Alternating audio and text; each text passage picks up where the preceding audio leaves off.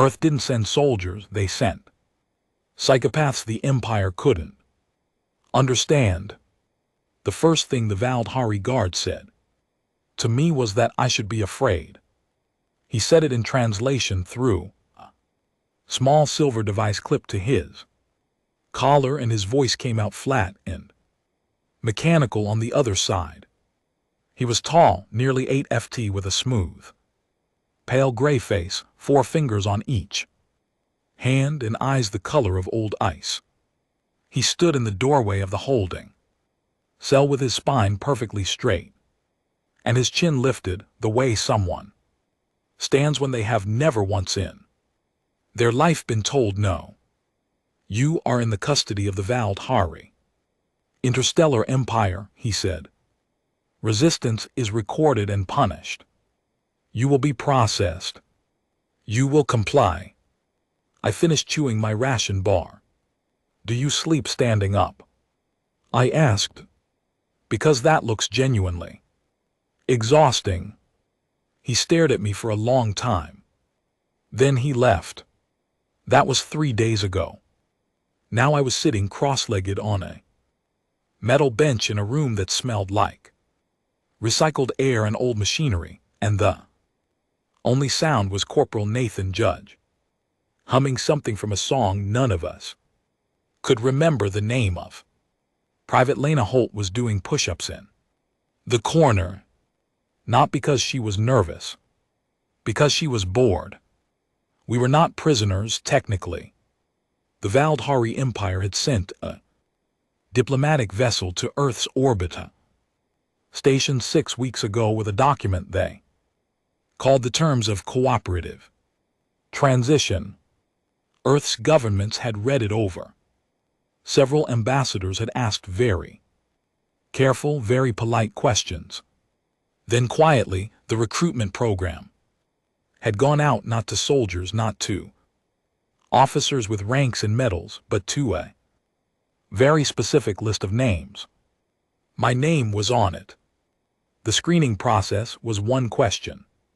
Not a physical test. Not a psychological profile, though they had those two buried somewhere in our files. One question, asked by a tired-looking woman in a gray jacket sitting behind a folding table. Have you ever done something that everyone around you said was a terrible idea and done it anyway because something in you said it was right? Every single one of us raised our hand without hesitating. There were 16 of us in the unit.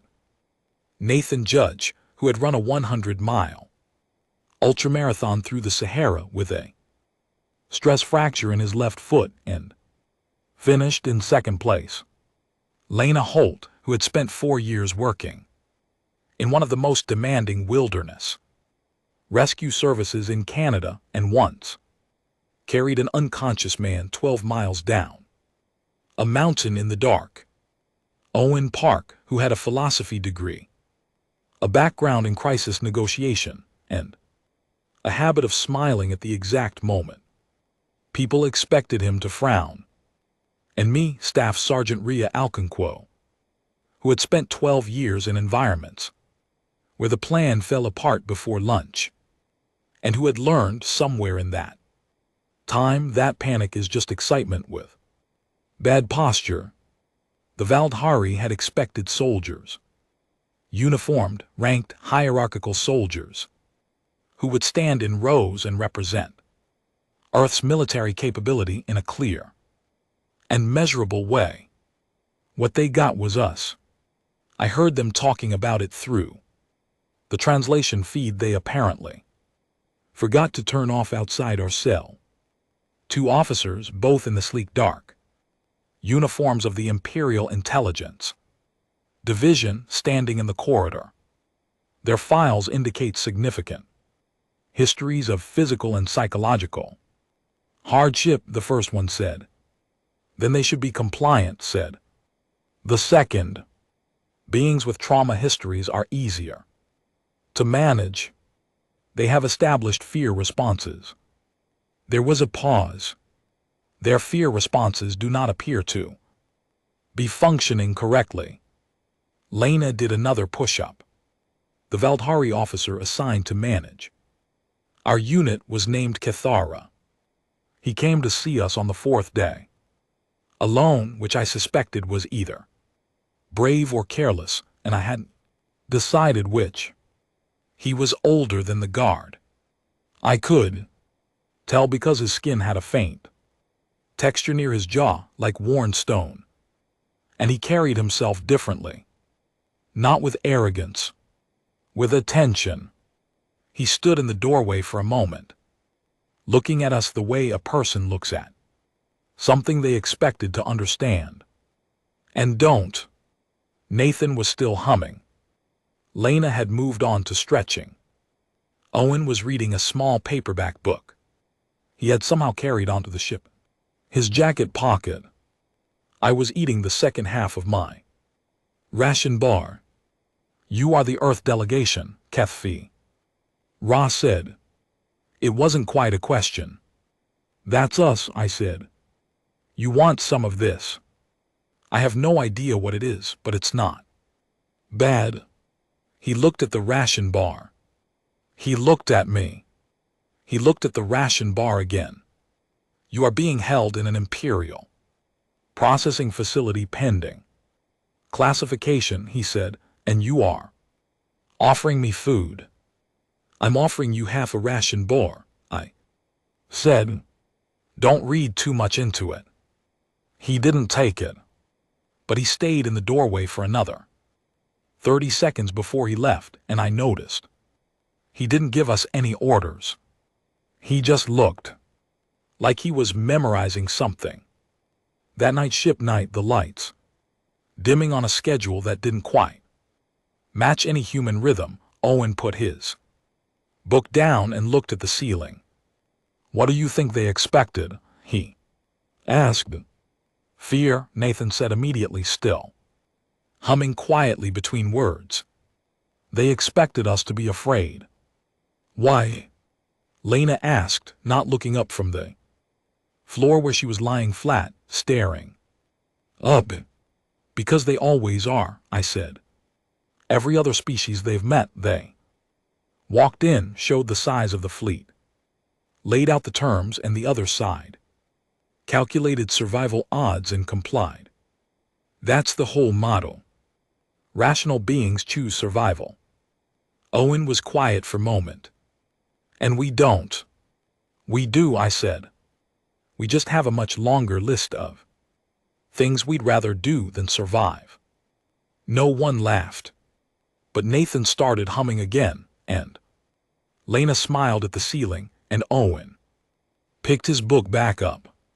The next morning, Catharia filed his first report to Imperial High Command.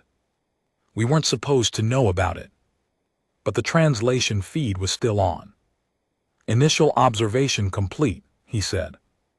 Earth delegation shows no standard compliance indicators. No elevated distress response. No submissive posturing. No coalition-seeking behavior. One individual offered me food from their personal ration. They appear comfortable. Request xenopsychology consultation at earliest availability. There was a long silence on the other end of the feed. Then a senior voice said, "Stop making this complicated, Catharia. Use standard pressure protocols. They'll respond like everything else does." Catharia said nothing for a moment. "Yes, Commander," he said finally. But he didn't sound sure. I finished my ration bar, lay back on the bench and looked at the ceiling the same way Lena had. The metal was dull and gray and slightly warm from the ventilation systems running behind it. It smelled like circulated air and something faintly mineral, like cold stone. It wasn't comfortable, but I had slept in worse places, eaten worse things, waited in tighter rooms with higher stakes and lower odds. Every person in this unit had. That was the point. That was why our names were on that list. The Valteri Empire had been running the same program for 600 years. Arrive. Present terms apply pressure, except compliance. It worked because it was built on a truth that rational beings, when faced with overwhelming force, will choose survival over pride. The problem was that the program assumed the definition of rational was universal. We weren't irrational. We were operating on a completely different set of values, a different calculation of what was worth what. The Empire had never encountered that before. They had never needed a word for it. They were about to need several.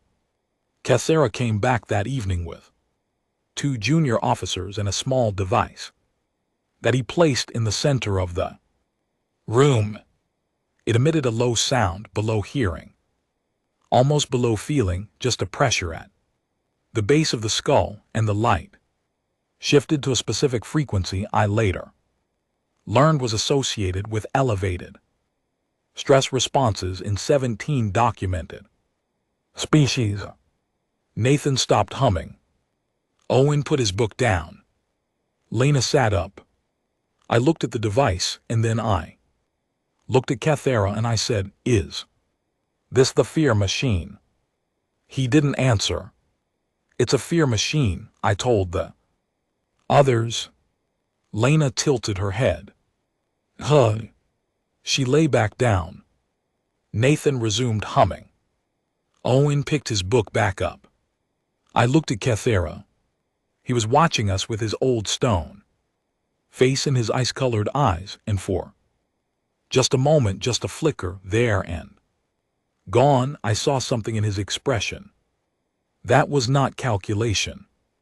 It was curiosity. He picked up the device. He turned it off. He nodded once, the way someone nods when they have just decided something. And he left without saying a word. I stared at the closed door for a while. "He's going to be a problem," Owen said, without looking up from his book. "No," I said.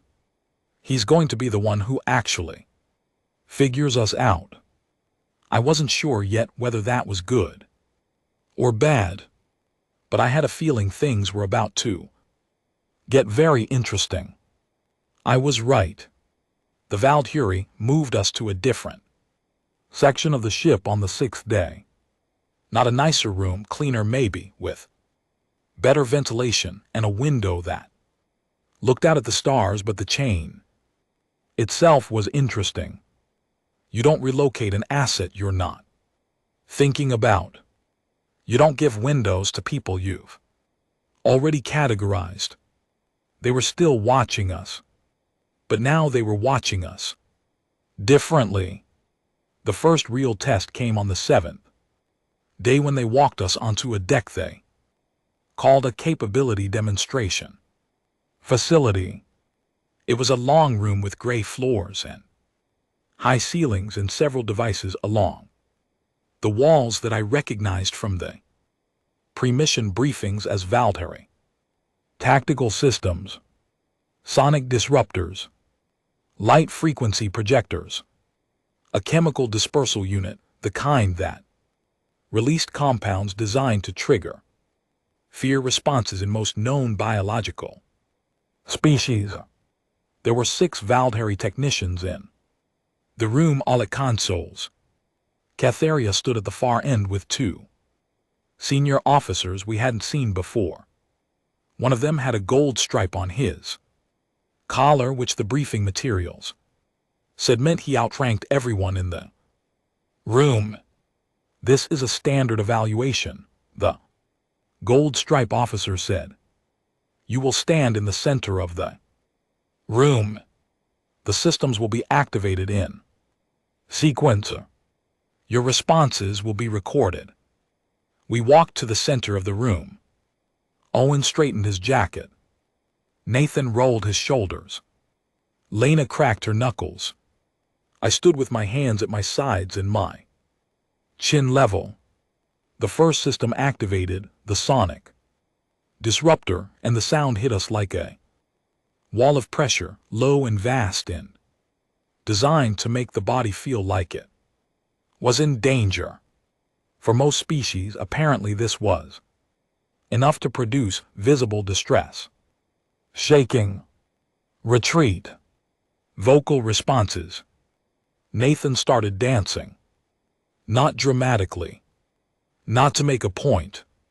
He just started moving with the rhythm of it, like the pressure had become a beat, like his body had decided to make something out of it instead of shrinking from it. He had his eyes half closed and his head tilted, and he was smiling a little. From across the room, I heard one of the technicians say something to another. Rapid Voltari. The translation device on Kethera's collar caught the edge of it. Malfunction query. The sonic system shut off. The light projectors came on, strobing at a specific frequency, cycling through patterns that the briefing notes said produced visual disorientation and anxiety in most carbon-based species. Lena pulled a small flat card from her pocket, a playing card, the three of spades kept for luck, and held it up, studying it like she was considering a chess move, completely unbothered.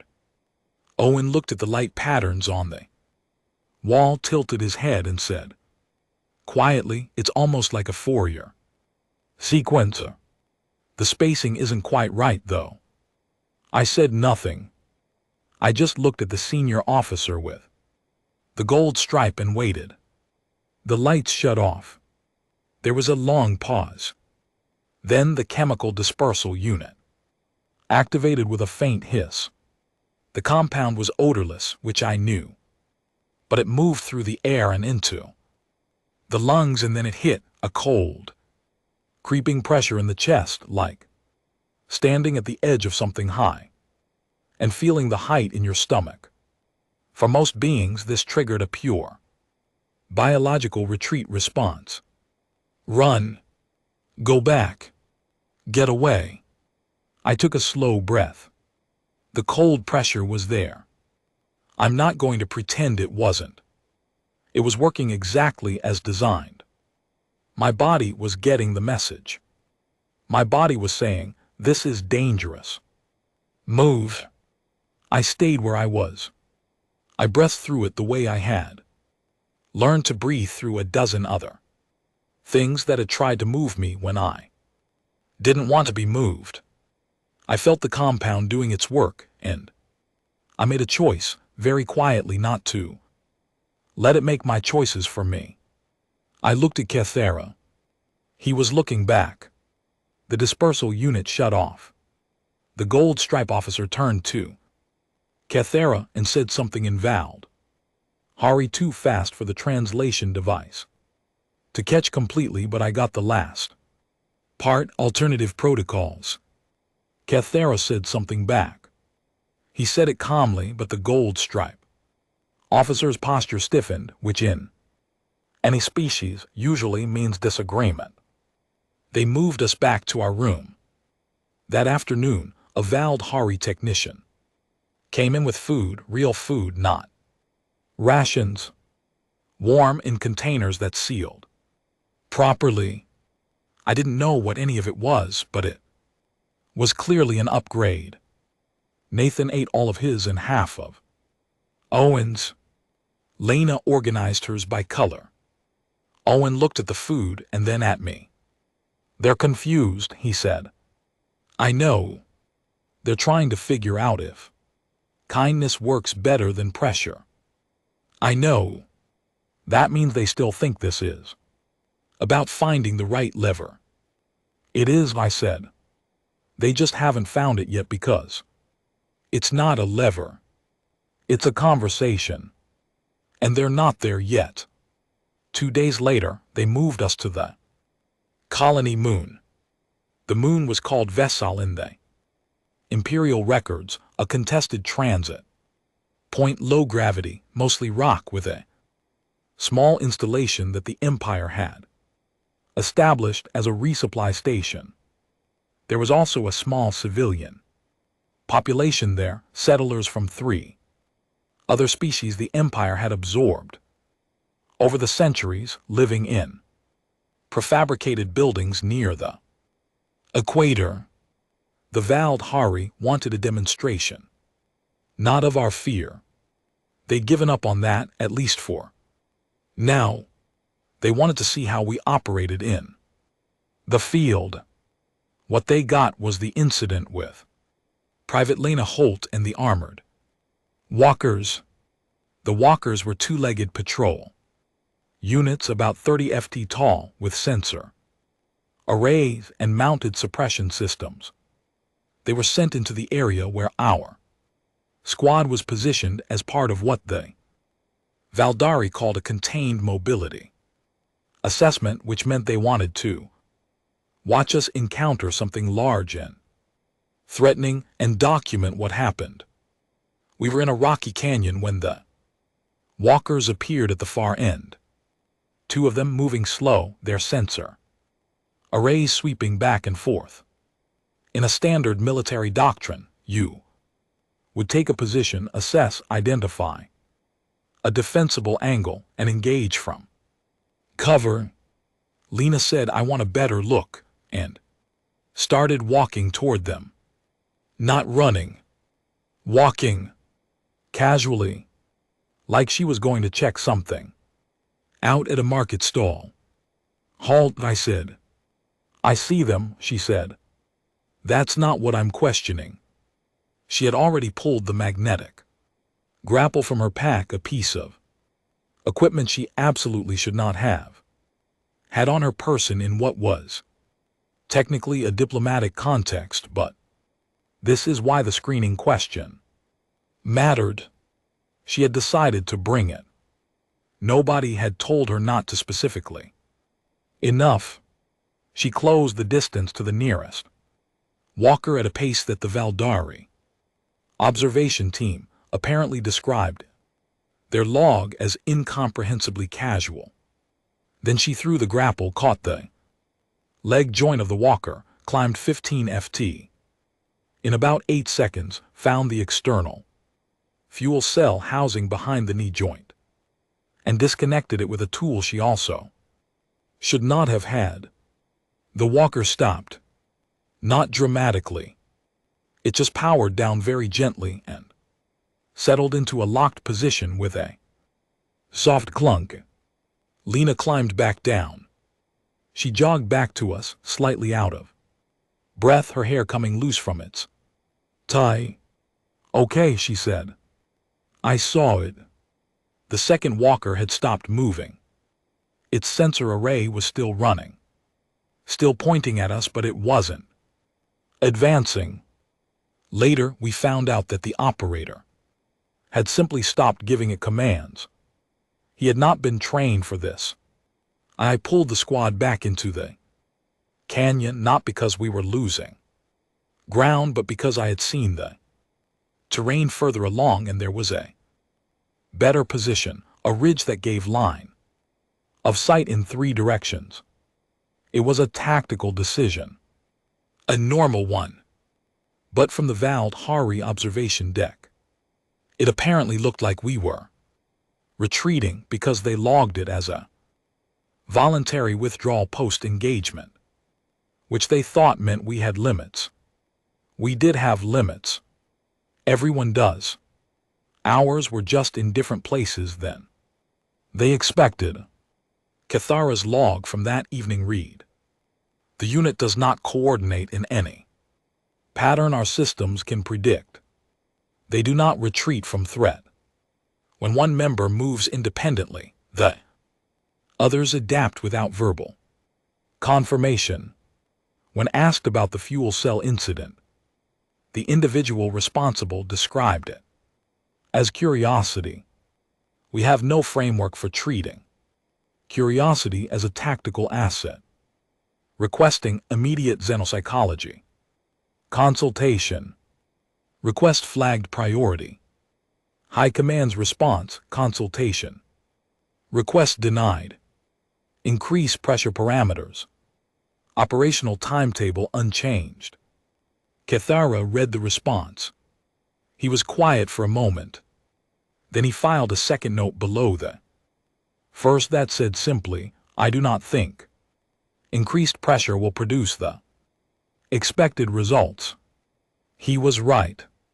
It didn't. What it produced instead was the problem of Nathan Jedge and the sensory deprivation cell, which was, and I say this with complete honesty, one of the funnier things I have witnessed in my professional life in a situation that was not supposed to be funny at all. The Empire took Nathan on a Tuesday. They did it quietly, efficiently, while we were being escorted between sections of the ship. 2 officers, a quick turn, a door that closed before I could reach it. Standard hostage protocol. The message was delivered to us within the hour. Comply with Imperial terms for Earth's transition or Nathan Jedge would remain in isolation indefinitely. The isolation cell was a Valdari sensory deprivation system, dark, silent, temperature neutral, no contact with other beings, no stimulation of any kind. It had a documented effectiveness rate of over 90% across all species the Empire had ever used it on. The speaker in the cell was two-way, so they could issue instructions. They left it on. On day 1, Nathan was quiet. On day 2, Nathan hummed to himself. On day 3, Nathan apparently gave himself a memory challenge and started reciting the complete list of every city he had ever run a race in alphabetical order, including the year and his finish time. On day 4, Nathan said clearly into the speaker, I don't suppose you have any books in this place. I'm not being difficult. I'm genuinely asking. This is honestly pretty relaxing and I could use something to read. There was a very long silence from the Valdari monitoring station.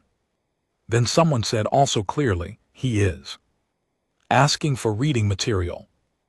Another voice, I heard him. A pause. What do we do? A longer pause. I don't know. I heard all of this because the translation feed outside our room was again still on. I looked at Owen. Owen was already writing something in the small notebook he kept in his jacket pocket. He had been writing since the moment Nathan was taken, which I had initially thought was journaling but turned out to be 3 extraction options written on a single page, neat and clear. He passed the notebook to me. I read all 3. Option 2, I said. Why? Lena asked. I considered. It's funnier. She nodded. Fair. We executed option 2 the following morning during the shift change between the overnight security rotation and the morning patrol.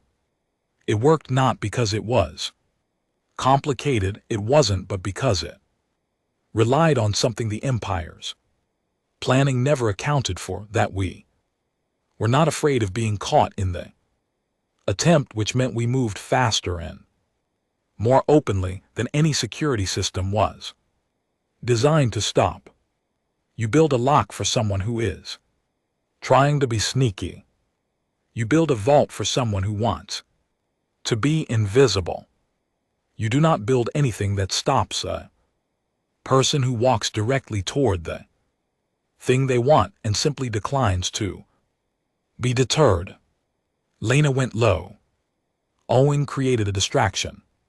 He walked up to a Valdhari communications officer, asked a very long and very specific question about the ship's ventilation cycle in a tone that suggested he had every right to know, and stood there, patiently waiting while the officer tried to work out who he was and why he was standing there.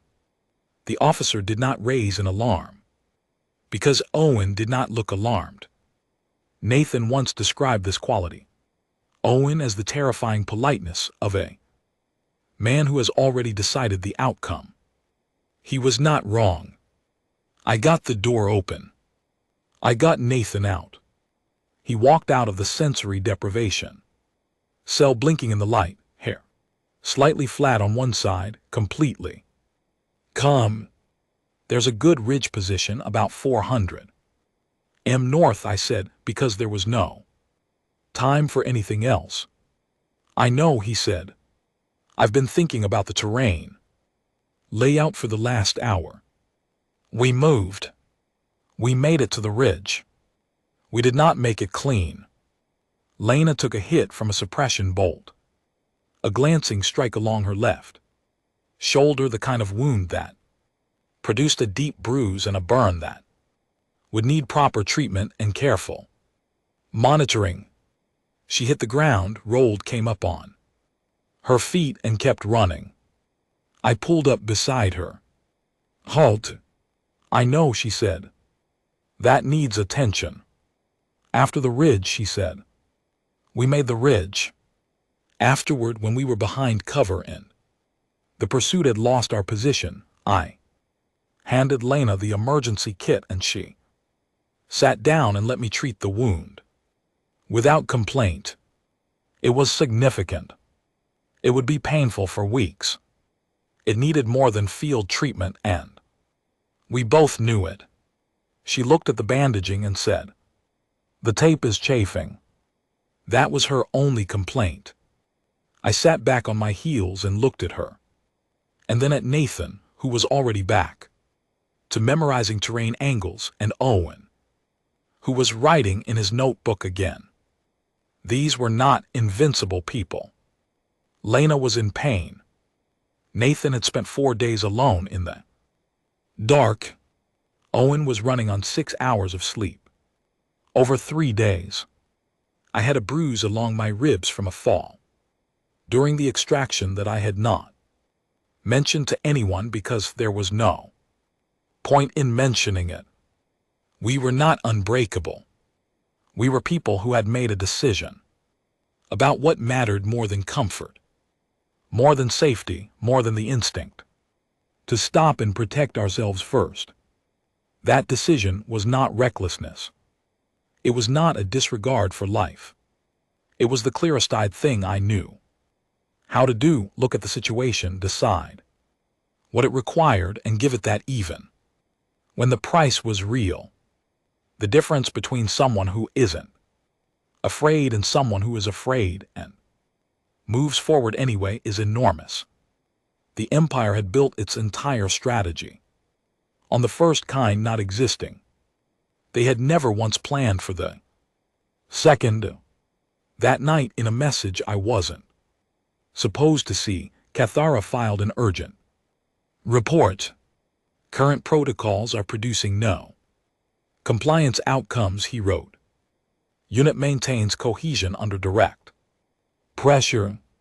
Responds to adversity with increased operational clarity rather than diminished function.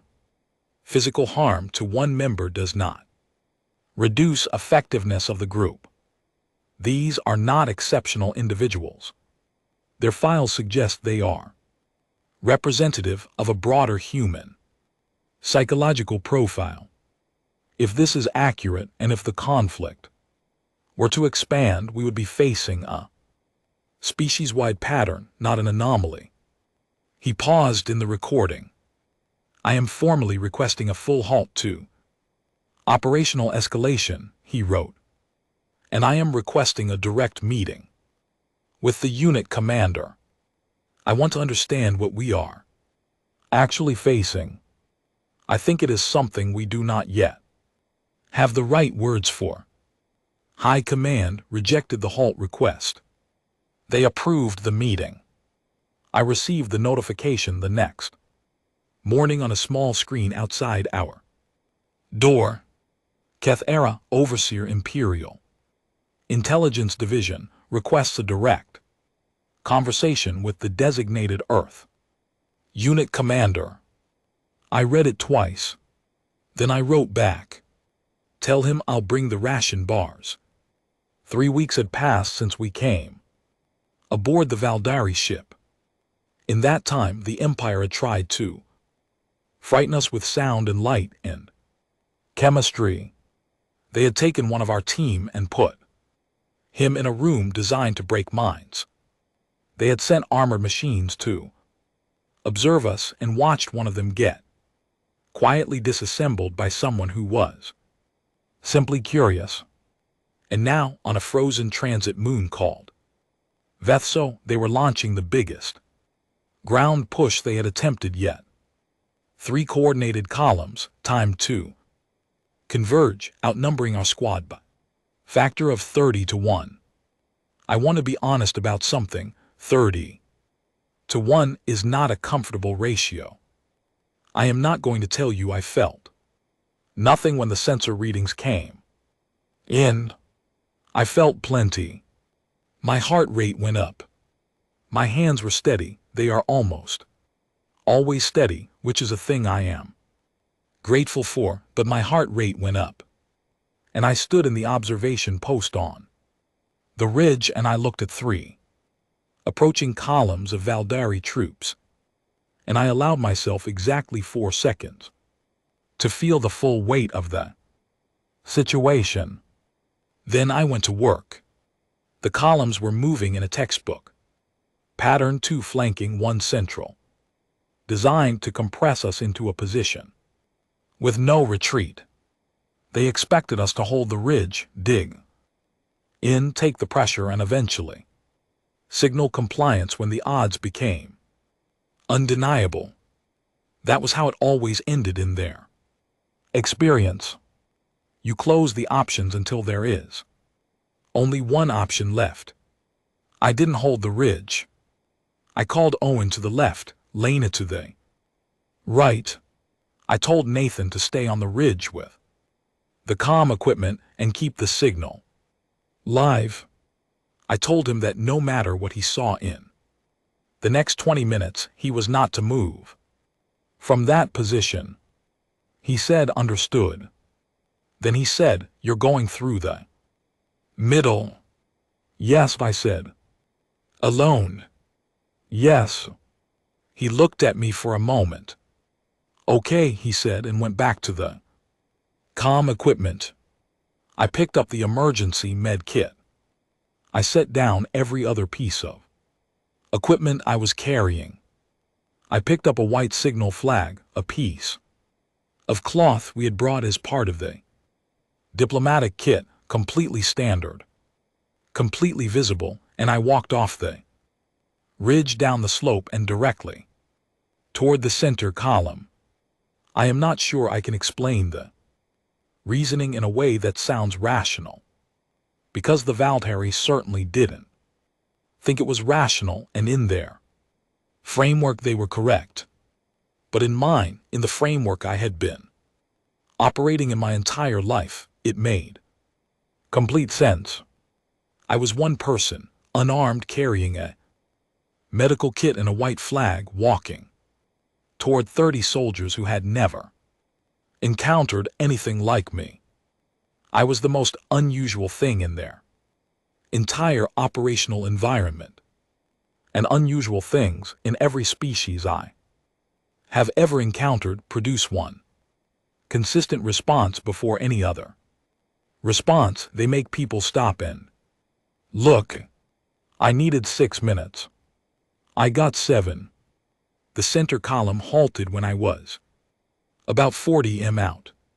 I could see the officers at the front, 2 of them in the dark Imperial uniform, looking at each other and then at their communication devices and then at me. I kept walking. I didn't hurry. I didn't slow down. I walked at a pace that suggested I had every right to be walking exactly where I was walking, which is a posture I had learned from Owen and refined over 12 years of being somewhere difficult when difficult things were happening. I stopped 15 m from the front of the column. I held up the medkit in my left hand. I held up the white flag in my right. I said in the clearest voice I had, I am Rhea O'Connell. I am the commanding officer of the Earth unit currently operating in this zone. I am not armed. If anyone on either side of this field needs medical assistance, I am here to provide it. I am also here to talk if anyone wants to. Silence. The officers at the front of the column stared at me. One of them was speaking rapidly into a communication device. I caught fragments, the translation feed. And my earpiece was patchy out here, but I caught single individual, no weapons. Confirmed unarmed approach, and then a longer phrase I couldn't parse. The column did not advance. The flanking columns without the central advance to coordinate with had slowed. They were waiting for a signal from the center. The center was waiting for instructions from command. Command, from what I could piece together, was having a quiet organizational crisis, because nowhere in 600 years of operational doctrine was their protocol for lone unarmed individual walking toward an armored column and asking if anyone needed a bandage. 7 minutes. That was all I needed. Owen and Lena had used those 7 minutes to get around the flanks, reach the communications relay point behind the column formation, and disable the coordination signal that was linking all 3 columns to central command. Without that signal, each column was operating on its last instruction, which was advance when the center advances. The center hadn't advanced, so no one advanced. The column stood in the frozen air of Vefso, weapons ready, waiting for an order that stopped coming, while I stood in front of them with a medkit and a white flag and waited to see what would happen next. What happened next was Kithara.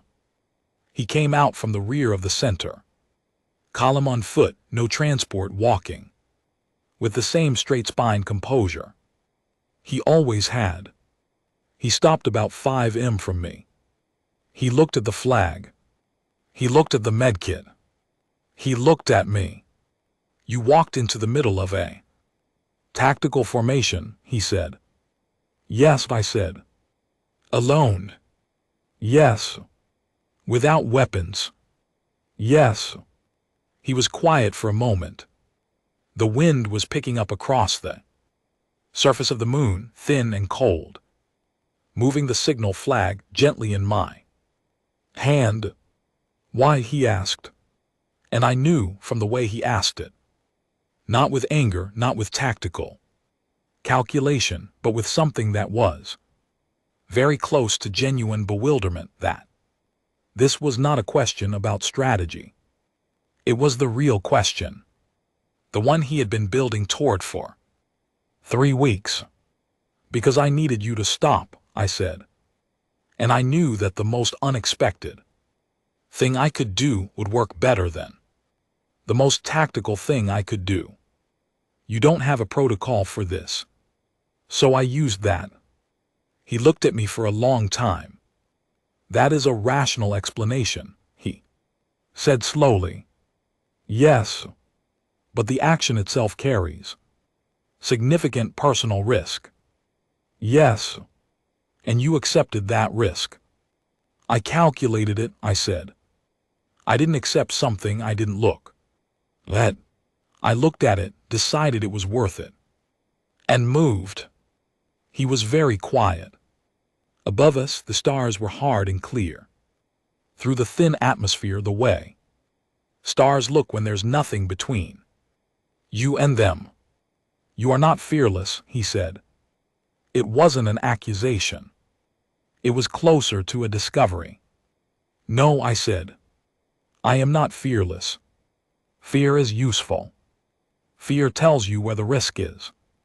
What you do with that information is the part that's up to you. Cathera looked at the flag in my hand. He looked at the column stretched out across the frozen plain behind him. He looked at me. I am going to request a halt to all field operations, he said. I am going to do this without command authorization, which will have professional consequences for me. I know, I said, and I want a formal conversation, not an evaluation, not an interrogation, a conversation. You and I. Yes, I said. Bring something warm to drink. The ventilation on this moon is terrible. He looked at me for another moment. Then he turned back to his column and started issuing orders. Behind me, I heard Owen's voice on the earpiece, very quiet. Comms relay is down. We're dark. Good, I said. You okay? Cold, I said. But okay. The columns began to stand down, one by one, in the strange silence of that frozen moon, the advance that had been 30-1 and closing pulled back. Not in defeat, the Empire was very careful about the word defeat, but in what their records would later call tactical reassessment. What it actually was a pause long enough to have a conversation, and sometimes, not always, but sometimes that is enough. The meeting was held in a pressurized, temporary shelter on the surface of Vefso, not far from the civilian settlement near the equator. It was a standard emergency structure, white curved, about the size of a large room, smelling of ceiling compound and recycled heat. Cathera had a thermos of something hot that turned out to be a Valdhari preparation similar to tea. I had the last 2 ration bars from my pack. We sat on opposite sides of a small folding table. No officers, no recording team, no translation device between us. He spoke to me directly in his own careful, slightly accented version of English, which he had apparently been learning from our communication logs for the past 3 weeks without telling anyone. He set his cup down. He looked at me. Why aren't you afraid? He asked. It was a simple question. The simplest one. The one that everything else had been building toward. I thought about it for a moment, not because I didn't know the answer, but because the answer deserved a real effort. Do you know what Earth looked like before we built things on it? I asked. He nodded slightly. It was trying to kill us constantly, I said. Temperature extremes, predators, disease, drought, the planet itself, earthquakes, volcanoes, floods. We were small and soft and slow compared to most of the things that wanted to eat us, and we had no armor, no venom, no built-in weapons worth talking about. We weren't the strongest thing in the environment. We weren't the fastest. We weren't the best protected. He listened. But we kept going, I said. Not because we didn't feel fear. We felt enormous fear. We were frightened all the time for most of our history. We were frightened and we kept going. Anyway, because the alternative was to stop, and stopping meant the end. So we didn't stop. We walked into the cold because there might be food on the other side. We stayed together in the dark because alone was worse than afraid. We built fires in the middle of nothing and called it home. I picked up my ration bar. You built a civilization on that assumption that a rational being will always choose survival when the odds get Bad enough, I said. And that's true for most of what you've encountered. But we didn't build our civilization on that. We built it on the idea that some things are worth more than survival. Love, honor, curiosity, the people next to you, the ones who come after you. Those things are worth more to us than making it to tomorrow. Not always. Not for everyone. But enough. Enough that when you walked up to Earth and said comply or be overwhelmed, a large number of us looked at that situation and thought, not today. Kathera was quiet for a long time. That is not irrational, he said. Finally, no, I said. It's a different rationality. A different math. The variables aren't the same. He looked at his cup. He looked at the table. He looked at the shelter wall as if he were looking through it at something far away. We have lost 6 other confrontations with human units in this campaign, he said. All volunteers. All different profiles. All different situations. All with outcomes we did not predict. I know, I said. High Command has reclassified the mission. He paused. They are no longer calling it an annexation campaign. I waited. They are calling it a contact event. He said.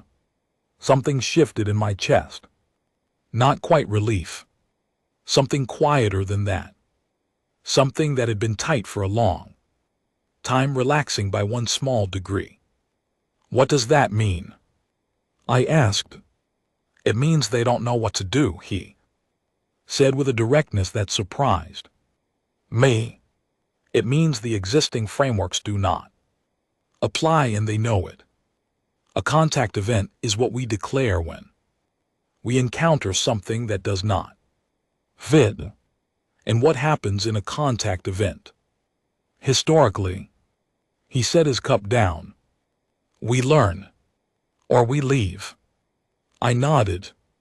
What would it take, he said carefully, for your people to agree to peace? Not compliance. Peace. What are the actual terms? I had thought about this question. I had thought about it since before we left Earth. I had been carrying the answer in the back of my mind through every pressure test and every extraction and every frozen night on this moon. Ask us as equals, I said. Not as subjects. Not as a species being managed. Come to Earth diplomatically, without the fleet at your back, and ask to talk.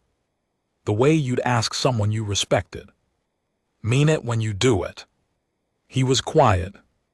Your empire has never done that, I said. Not once. In 600 years. No, he said. We have not.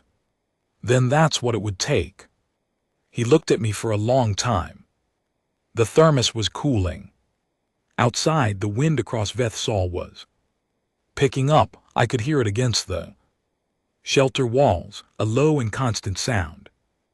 I will make this recommendation, he said. I cannot promise it will be heard. I know, I said. And if it is not? I thought of Nathan humming in the sensory deprivation cell. I thought of Lena climbing a 30 FT machine because she was curious. I thought of Owen writing 3 options on a single page in neat, calm handwriting while our teammate was being used as a bargaining chip. Then you'll have to keep trying to find the lever, I said. And we'll keep being something you don't have a word for. He almost smiled. It wasn't quite a smile. His face didn't move in exactly the way a human face moves, but something shifted, something lightened in the space around his eyes. We have a word, he said slowly. It is Velthary. It is used rarely. It means approximately a phenomenon that forces us to grow larger in our understanding, something that does not fit any existing category and so requires the creation of a new one. I looked at him. The High Linguistic Council, he said, has been presented with a proposal to apply this designation to your species. I submitted the proposal myself. And the vote is scheduled, he said. I am told the debate has been extensive. Many of the council members find the designation unprecedented. He picked up his cup. I find that appropriate. I sat with that for a moment.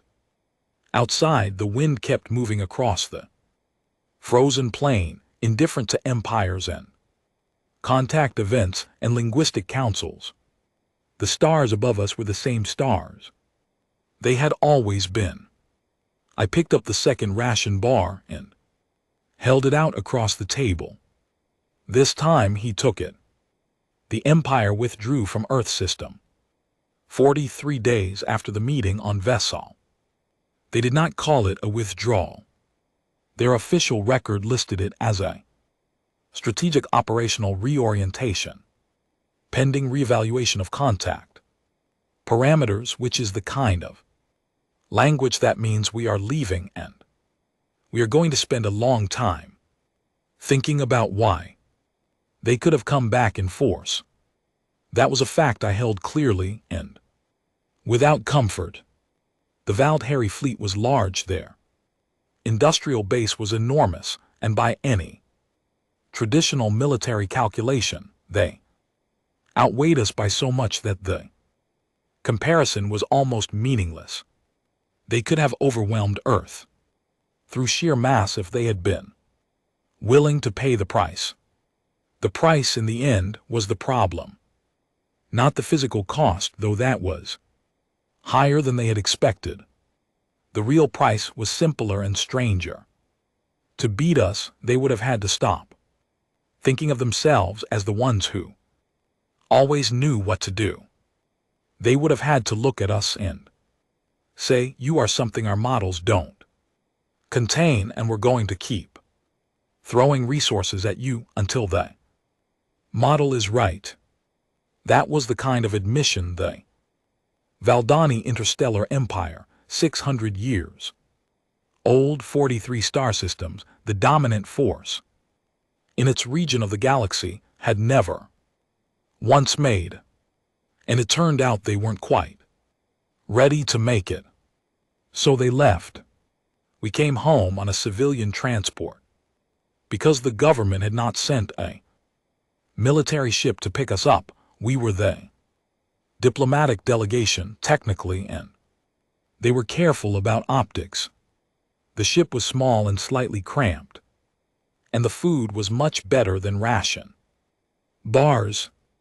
Nathan ate continuously for the first 12 hours. Lena slept for 9 hours straight, which Owen noted was the longest he had ever seen her sleep. He timed it because he times things.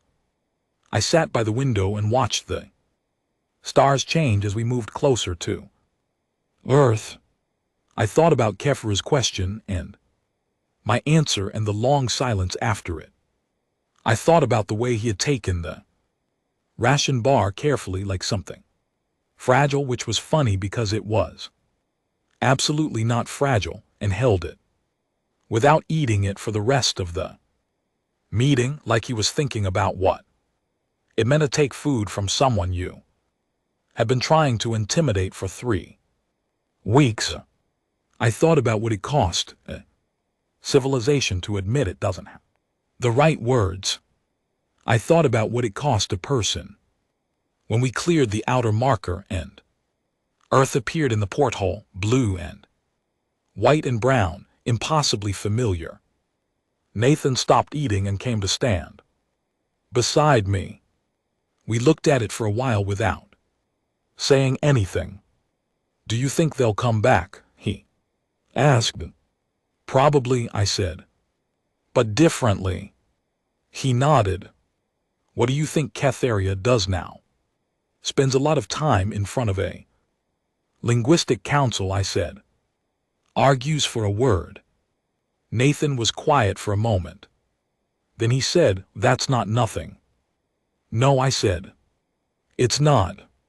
The transport made its approach. Below, the clouds moved in slow white patterns over the ocean. The light was different here, softer. More orange, the kind of light that exists nowhere else in my experience. And seeing it after weeks of ship light and moonlight and the cold clarity of Fessol's thin sky made something in my chest pull tight in a way that was not painful. 3 days after we landed, I received a message through the diplomatic channel. It was from Catharia. It was written in English. His own English, careful and slightly formal, built from a few weeks of self-study and clearly proofread many times before being sent. Some of the phrasing was a little unusual. None of it was unclear. Ria Okonkwo, it said. The vote was completed. 7 in favor, 2 opposed. The designation Velthari has been applied to human beings as a species. This is the first time in the history of the Empire that this designation has been applied to an entire species rather than a single phenomenon. Several council members found this excessive.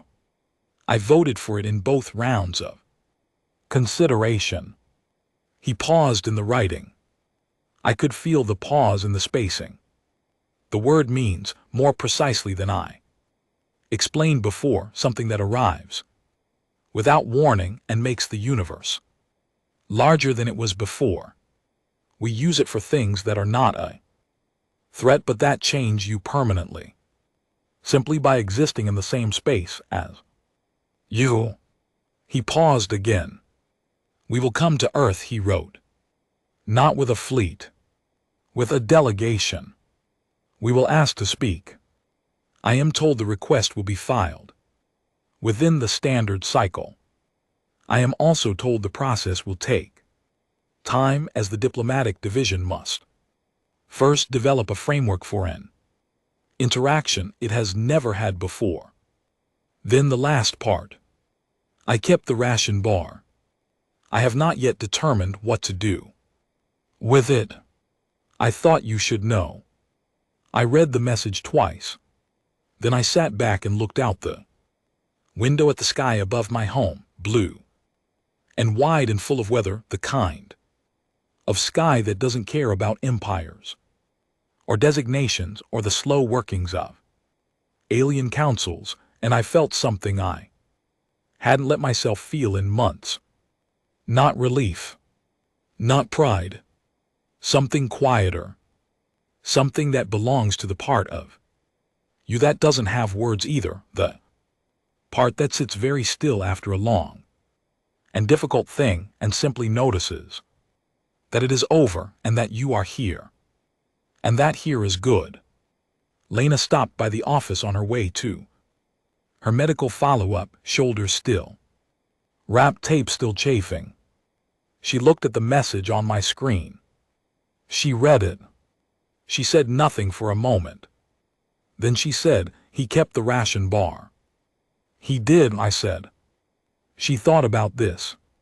That's kind of sweet, she said. Don't tell Nathan, I said. He'll be upset he didn't get to see the linguistic council vote. She walked out. I could hear her laughing down the hallway. Owen knocked on the doorframe a minute later, notebook in hand as always, and looked at me with the calm expression of someone who processes the world by writing it down. I've been thinking, he said. About what? Velthari, he said. About what it means. Something that makes the universe larger. Simply by existing. He leaned against the doorframe. I think that's a very good word. I think so too, I said. Do you think they'll ever understand us? He asked. I thought about Keth Era taking the Ration bar.